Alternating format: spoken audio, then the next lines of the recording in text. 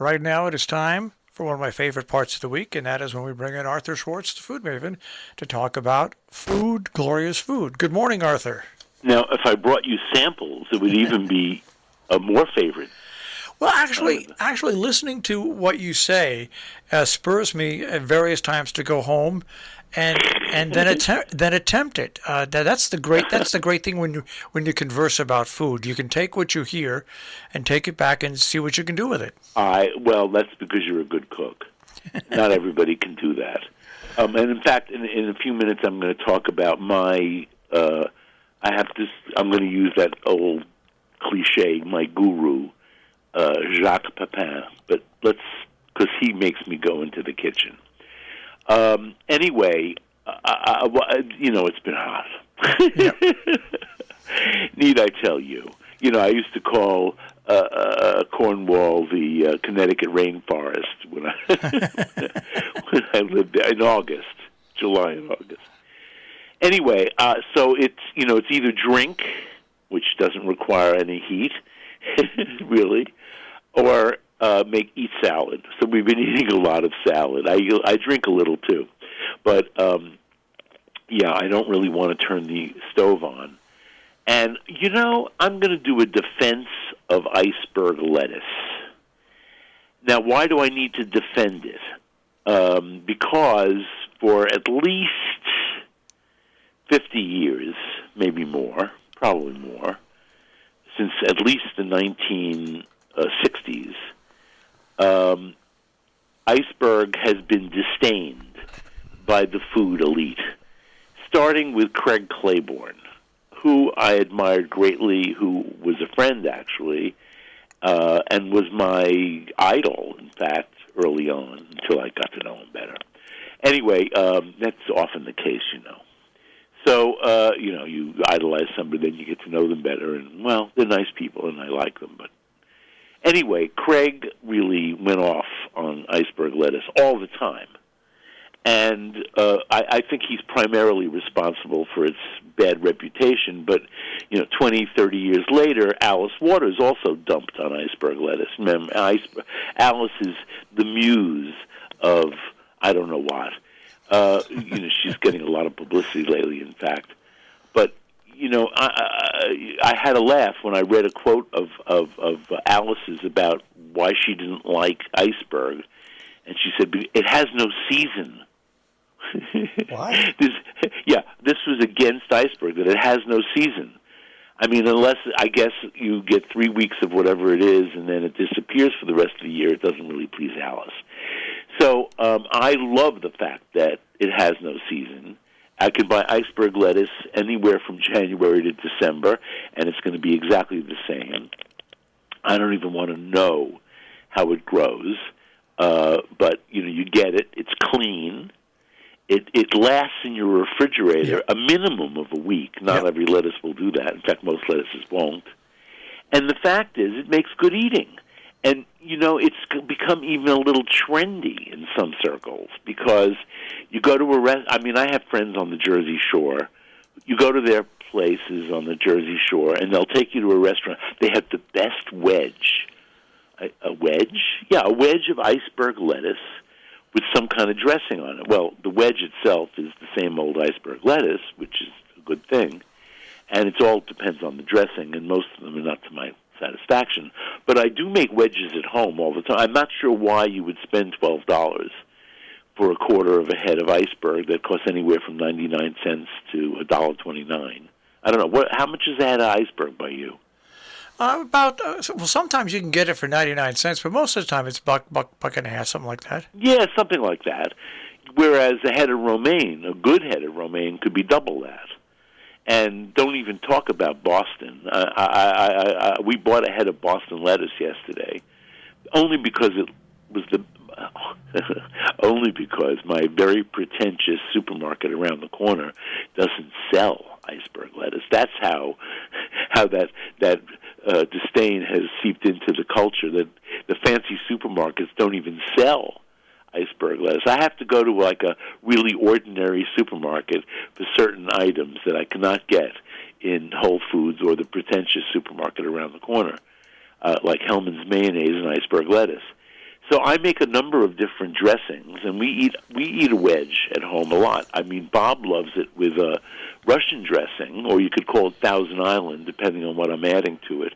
I think I mentioned a few weeks ago there's a wonderful, really original with herbs and whatever, Thousand Island dressing in my book, New York City Food.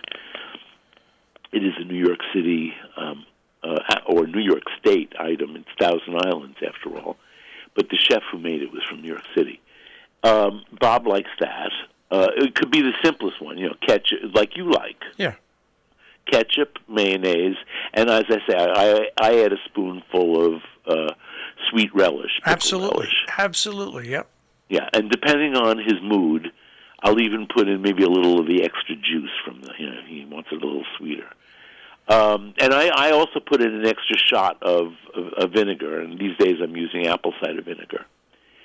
So that's one dressing. Then there's I outlined this a few weeks ago, there's the what they call ranch dressing, which actually was invented at the Hidden Valley Ranch, but it's basically a combination of mayonnaise and sour cream with garlic and herbs.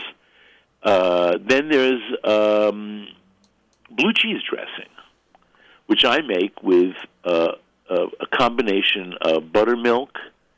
If I happen to have sour cream, buttermilk lasts for a long time, so I sort of always have buttermilk around nowadays. Buttermilk, a little sour cream, and mashed up blue cheese. I've done this, don't use your best and expensive Roquefort, or forget Gorgonzola. It's got to be like Danish blue or an American blue, a crumbly blue. And then you put that in, and you can mash it up a little bit and sort of incorporate it into the buttermilk/sour cream. And then you save a few crumbles to put on top.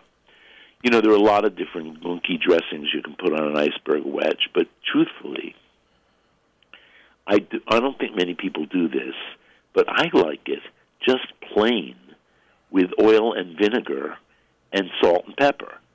And in fact, I like the iceberg dressing a little on the oily side as opposed to the vinegary side, because it really brings out, I think, the iceberg does, really brings out some of the flavors in your best extra virgin olive oil that you might not note otherwise. And really, extra virgin olive oil does have grassy notes and fruity notes and, yes, an edge of bitter if it's good oil. And I like all those, and I like to taste them sometimes just for their own sake. And then you could just use lemon juice or vinegar. I use very good, high-acidity red wine vinegar, which, according to me, makes my salads a little special. And one reason is if you have 7% acidity vinegar, good red wine vinegar with also a little flavor from the red wine, you don't need to use as much as if you use a more typical 5% acidity vinegar to get the same acidity. And I don't like a overly wet salad. Iceberg is already pretty crunchy and moist, which is why we love it. That's exactly on right. A BLT, for instance. It's the chew of iceberg lettuce, which is really the thing that captures me. Yes. Yeah. I mean, let's stop this bashing of iceberg lettuce. In fact, I have to note this. Years into the bashing, I guess this was maybe the 1980s, could be even the 1990s, a woman named Marion Cunningham, highly respected cooking teacher. She was a protege of James Beard. She was a friend of James Beard. And she was from Portland, Oregon, which is where he was from. And when he went to Portland, she would be at his right arm when he was teaching. So I could legitimately say she was a protege. I think Marion has passed away. If she's not, she'd be close to 100. Anyway, late in her life, she decided to take on the cause of iceberg lettuce and was in fact hired by the iceberg lettuce growers, or whatever they call themselves, the marketing arm. These agricultural products are allowed to self-tax themselves. The farmers are allowed to self-tax themselves promote their products. So if ever you see like a commercial for Georgia peaches on TV, as I did the other day, note that it was the peach farmers of Georgia are actually paying for that commercial with a self-tax. So Iceberg had the same situation, and they hired Marion to be their spokesperson. And, of course, people were aghast that somebody as highly respected as Marion Cunningham, who, by the way, I always called her the latter-day Fannie Farmer, because she rewrote the Fannie Farmer cookbook, and then she wrote a second one called the Fannie Farmer baking book. So if you have either of those books, you have a treasure. Marion was a treasure. And, you know, she, as I said, she was hired. Yes, she was paid, but before she was paid, she liked Iceberg lettuce. That's why they paid her to do commercials or promotion or whatever she did for Iceberg lettuce. It's like me. I was once hired to promote butter around the country because in my book Soup Suppers, I apparently used butter in a way that the National Dairy Council approved. They liked that book. So I was hired by the National Dairy Council to go around the country and promote butter. But, you know, it was nothing wrong with butter. I still don't use butter as much as I use oil. But it takes a long time for me to go through a pound of butter. But it's funny, but I do use butter. And you know what? I'm sorry, Marshall. No, I was going to say, it's funny you mentioned Fannie Farmer. My grandmother and her sisters used to come up and cook all the time. And every once in a while, they'd say to one another, "Who do you think you are, Fannie Farmer?" Well, that was sort of everybody's first cookbook. It predates The Joy of Cooking. And in, you know, the Fannie Farmer's Boston Cooking School, it was my first cookbook. My mother sent me away to college, second year. First year I was in the dorms, and then I complained about the food, so they let me have my own apartment sophomore year so I could cook for myself. And my mother sent me off with a paperback of the Fannie Farmer cookbook, the original Boston Cooking School. And I have it right here. In fact, the cover has fallen off, but I have that very paperback book here, and I also have it in hardcover. But anyway, I haven't looked in the Fannie Farmer to see if they say anything about Iceberg. Iceberg, I have to say, is not a great lettuce to cook with. However, you can make a soup of Iceberg if you use enough cream and butter, speaking of butter. And I do use Iceberg a la many Chinese dishes as a bread substitute for making things, you know, like if you have like, I don't know, what did I have? The other day I actually had a minced chicken Chinese style, and I used Iceberg to wrap it in and eat it. And then, and a pork shoulder. I don't make it lately only because I'm not inviting people in for dinner these days, but you need more than just Bob and me to eat a whole pork shoulder. I did a small one. It didn't come out nearly as good as a whole one. Anyway, you make like pulled pork. Could be barbecue style, could be any style, but pulled pork, and you put it in an iceberg leaf, maybe with a little salsa on top or some condiment on top, and you've got a great little roll without any carbohydrates. So now, did I mention yet Jacques Pepin? I think I did. So Jacques, the reason I have Jacques on my mind sort of all the time lately is that his daughter, Claudine, an adult woman with children, is producing Jacques cooking videos at home. You know, Jacques Pepin, when I first heard about him, and I'm talking about maybe in the 1970s, he was always introduced as the former chef of Charles de Gaulle. I have to laugh. Now nobody remembers who Charles de Gaulle is, but everybody knows Jacques Pepin because he's written 20-some-odd cookbooks, and he's been on TV for longer almost than anybody. I'm not sure he has any regular TV gig anymore. In Julia, he was a very, very close friend of Julia Child's, and in her last days, they did a cooking show together and wrote a book together of Jacques and Julia with each of them slightly different take, not necessarily on the same dishes. But Jacques' daughter Claudine has produced these short cooking videos that I'm getting in my feed, my Facebook feed. As I say lately, the only misinformation I get on Facebook is the wrong pan size or oven temperature. The Jacques recipes, however, which are non-recipe recipes, in the sense that he's demonstrating the recipe, and as he goes, he tells you what the proportions are, the temperature is, et cetera, the details of the recipe, but they're not written out necessarily. So just yesterday or the day before, on my Facebook feed, he made a gratin of eggs. And I thought, we eat a lot of eggs. He says in the video they eat a lot of eggs. They, in this case, is Jacques and his wife, Gloria, a wonderful woman who I know quite well, too. And Gloria is Puerto Rican. So one of the videos that I saw a week or so ago was Jacques making, I know I'm going off the track here, but Jacques made an arroz con pollo for Gloria. And one little thing he did, I'm not going to tell you the recipe because I couldn't, but one thing he did that I am going to try is when he browned he made chicken thighs, 4 chicken thighs for the 2 of them. And when he browned the chicken thighs before braising them and adding the rice, etc.,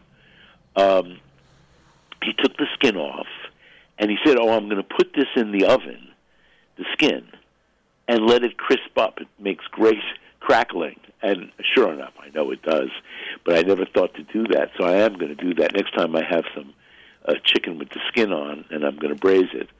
And anyway, back to the eggs. So I the other day he made an egg gratin, and I have egg gratin on my brain lately because we do eat a lot of eggs. And I thought, well, that's a sort of a low carb way of consuming the eggs. But today I'm going to make Jacques' version of it, which I really liked, and I had everything in the house except chives, and I was out yesterday buying some fruit, so I bought some chives too. I don't have a garden with chives, but if you do have a garden with chives, use them. They're a treasure. So Jacques took 5 hard-boiled eggs, and he, by the way, he told you how he hard-boils them so that they don't have that green line, that it's a sulfurous line around the yolks. I won't get into that now, but you take your hard-boiled eggs, and he used 5, and put them in a buttered gratin dish, low oval dish. He used a ceramic one. And I have various kinds. And he used one of those old-fashioned egg slicers to slice the eggs and arrange them at the bottom of the buttered dish.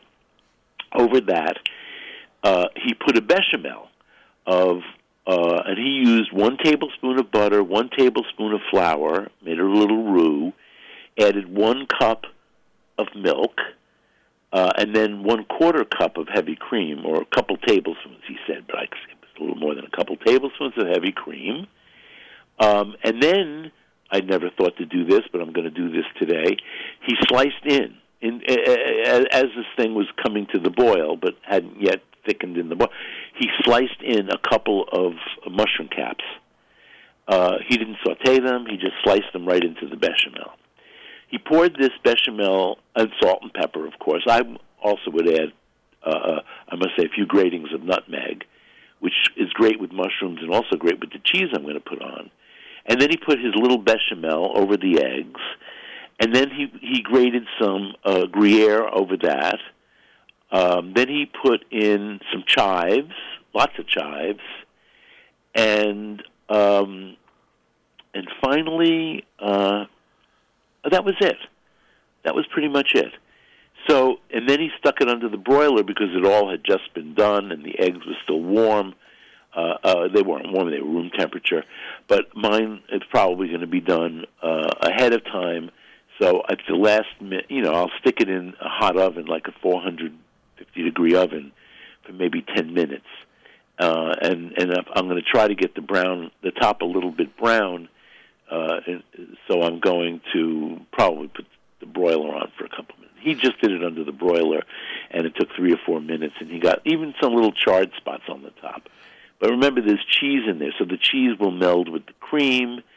I'm eager to see how it all comes out. Now, by the way, I watch his show. He does have a show.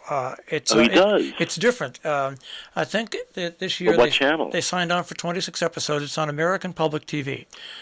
So if you have a public TV station, you can do a search for him. It's called Heart and Soul, and what it is, he reminisces with the cooks, and he still cooks and everything like that. But it's about dishes and everything like that.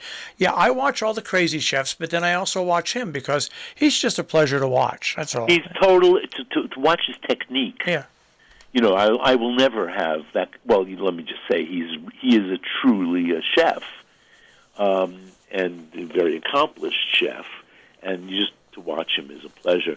And also, he makes it all look so easy, and the fact is, Jacques does not do highly manipulated kind of French food. He does the French food that people eat every day. In fact, one of my favorite books of his is, I think it's called Everyday Cooking Jacques Pepin, or Everyday Food Jacques Pepin. And one of my favorite ever fruit recipes is from that book. You know, that book must be at least 30 years old, and I've been making this for 30 years.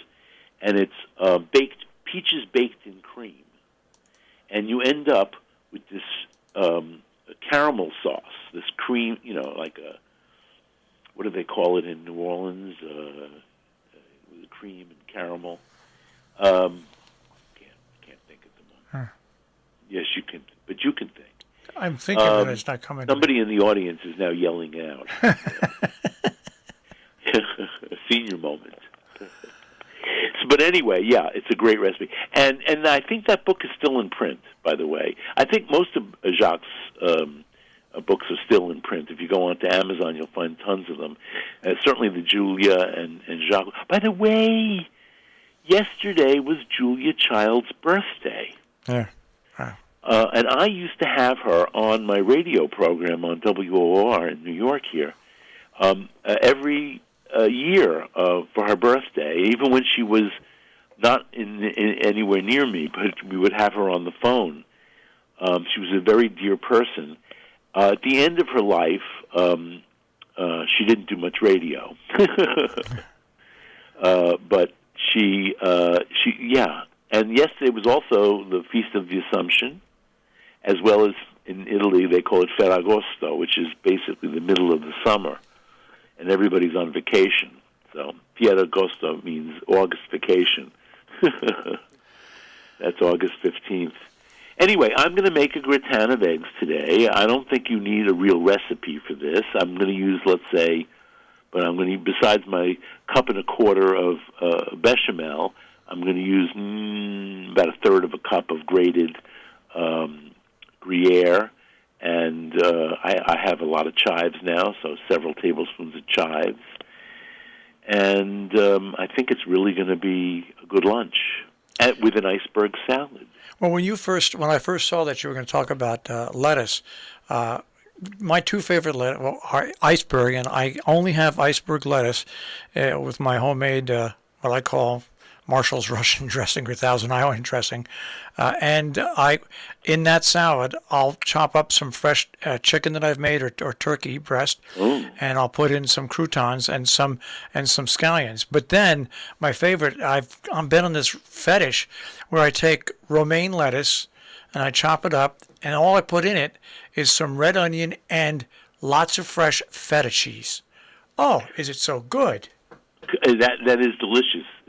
Can I add one more ingredient? Sure. If you happen to be able to get it? Dill. I'm totally into dill lately. It's such a refreshing herb, and it goes, it's very Greek with feta cheese and romaine lettuce. There's actually a name for that salad in Greek, but I can't remember what it is. Well, all I know, that doesn't need any dressing at all. It's just unbelievable. Well, doesn't the feta sort of cream it up a little bit? Yeah, it's unbelievable. Oh, and you got to get the real feta where you crumble it in yourself. Don't buy the pre-crumbled stuff. It just doesn't work as good. Actually, I did have a feta in our salad last night. It was not with iceberg. It was with Boston lettuce, as I pointed. Only because this was such a gorgeous head, we couldn't resist it. and it's a buttery lettuce. We needed a sort of change from the iceberg and romaine. And by the way, there are only like 4 kinds of lettuce in general. There's the Boston Bibb type, which they always say is buttery. By the way, Bibb refers to a man named Colonel Bibb. I don't remember another thing. Probably never knew his first name, but I only know that it's Colonel Bibb. Also called limestone lettuce from Kentucky, because Colonel Bibb was a Kentucky colonel. And I only know this because my friend Suzanne Hamlin is from Kentucky and is, in fact, descended from Colonel Bibb, and she loves to tell you that. So, so Boston Bibb, romaine, and then there are the head lettuce, which is iceberg, and leaf lettuce, which is all the separate leaves. I don't know why certain leaf lettuce is not considered in the same category as Boston and Bibb, but those are also kinds of leaf lettuce. So there aren't that many kinds. And by the way, nutrition, I wouldn't expect to get much nutrition from lettuce. You get some fiber, but the least nutritious probably is iceberg. But still, you get folates and vitamin A. It's a good vessel to, like, you can also cut up iceberg lettuce, and if you want some protein or anything like that, so put some chickpeas in it. It's a vessel for just about anything you want to eat. Oh, yeah. As I said, it's a good wrapper for pulled pork, etc. if you're not eating carbs. I just wanted to look this up really quickly, and I did. And this is the real Thousand Island dressing, as made in the Thousand.